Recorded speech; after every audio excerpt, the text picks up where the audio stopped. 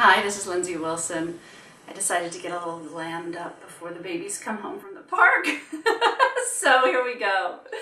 Today we are going to talk about how you can take everything we've mentioned in this series, apply it, and really just do what you're good at. Really just provide the transformation that you came here to provide, and allow other people to support you and help you, to give you the free time so that you're not spending all your time in your business. So we've covered everything from how to do the lead generation to how to close sales conversations.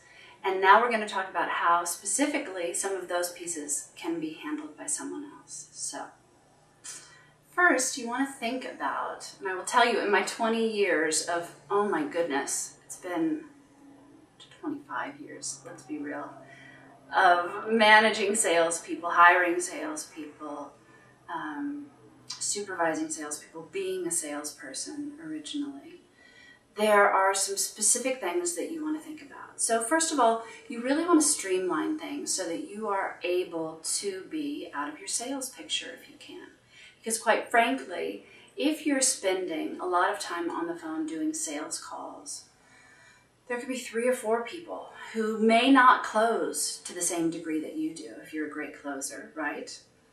But 3 or 4 people on the phone for that hour probably will come up with more sales than you do. And you can certainly keep your higher end leads for yourself, right?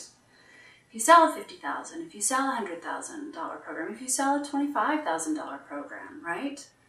Certainly you can preview all the leads that come in and see which ones you feel most comfortable handling. However, having a sales team is quite genius. Now, there's some specific things you want to think about when you hire a sales team. First off, they require management. I was a commission salesperson forever. And I will tell you, for me, like, we're hiring salespeople lately, and I've just put on the application, what's your weakness? Mine is this. I used to sell a lot, and then I wouldn't sell, right? The commission check would come in, it was a lot of money. It's tiring to sell. It takes someone who has great fortitude to consistently get up to bat, not be distressed by the rejection, right? And keep having the adrenaline and the rush and the drive to sell. So you need to implement things like metric sheets where they check in and let you know how many phone calls they actually went on that day. I'm not saying your salespeople are going to do anything wrong. I just know from having been a salesperson that there are some days when the day before, if someone was not purchasing, the next day you didn't feel like selling.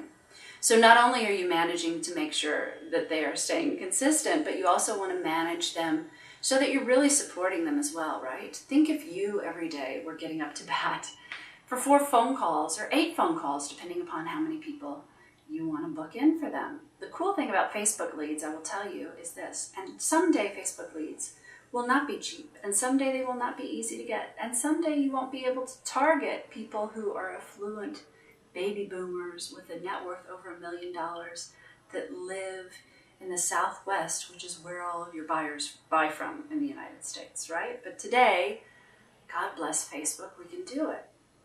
So quite frankly, if you've got it dialed in, most of my clients end up either turning their ads off until they can catch up to the leads or hiring a sales team. So if you are supporting your sales team, if you are managing them well, right, then they will perform well.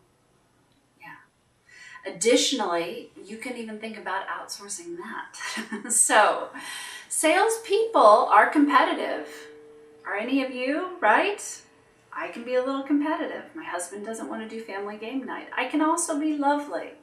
But having been a salesperson for 1 million years, or if I didn't sell, I didn't eat. I learned to enjoy the thrill of the chase. So I'm betting you, if you hire salespeople, and I'd hire a couple at a time, right? Because some of them are going to quit. I have one client who's done the most genius thing ever. She's hired a sales team. And as they're working, she's having them put together the book on what they're doing, right? It's a really intricate technical sale, and they're hiring people who are not really intricately technical, and it is going like gangbusters. It's a very specific niche, And you also need to figure that out. Like, you can't just make assumptions, I will tell you, about what kind of salesperson you need. There are a number of things you're going to want to check out the other videos to make sure for certain that your salespeople encompass your brand.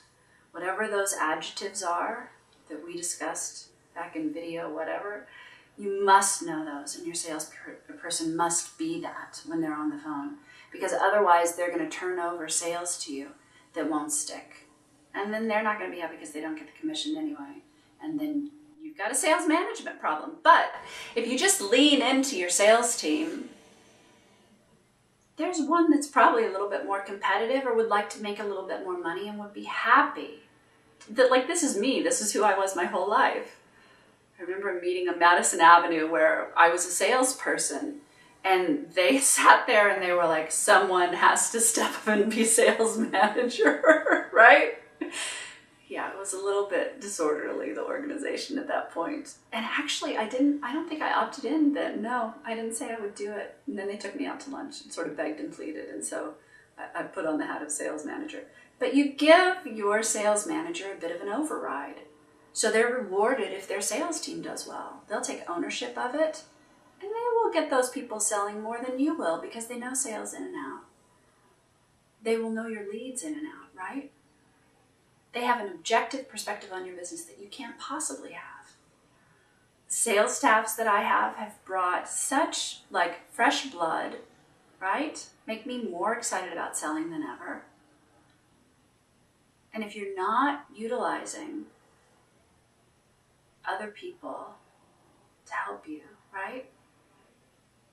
I was going to say you have a gardener, right? But I have to say I grew up in a small town in the Midwest, so being in California and having a gardener is bizarre to me. But we have a gardener, we have a hot tub guy, we have someone who clean, like with 2 toddlers, do I want to spend, and you don't have a hard time making those decisions for yourself, right? You're clear that you don't want to clean your toilets and that it makes sense to pay someone to do that. Or you're clear that you love cleaning your toilets and you're going to do that and you're going to pay a VA to do something. Sales is no different, except they're going to make you a lot of cash.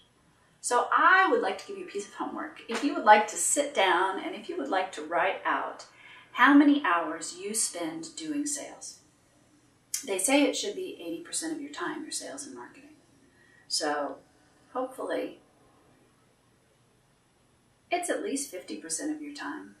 If not, I will tell you, you're not reaching all the people you need to reach, and you're leaving so much money on the table, it's not even funny.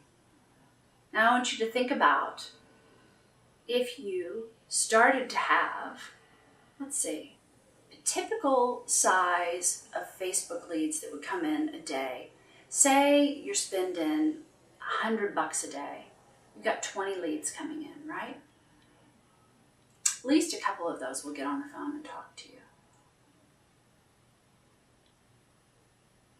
Say you spend $200. Or say you just follow the technique that I told you in the Facebook ads video, and you'll get loads of people from that. Unless you've got like 4 to 8 hours to spend on the phone tomorrow selling, it makes loads of sense to have somebody else do it. Break down the numbers. What's the price for your high-end offer? If your salespeople sell 1 out of 4, 1 out of 5, even if they're not, great, or you haven't figured out how to qualify the leads really well yet, 1 out of 6, 1 out of 8, promise you, in their commission and in your lead budget, you are paying much less than you're making. So what's stopping you from serving more people? The thing that is chaining you to your desk is your imagination.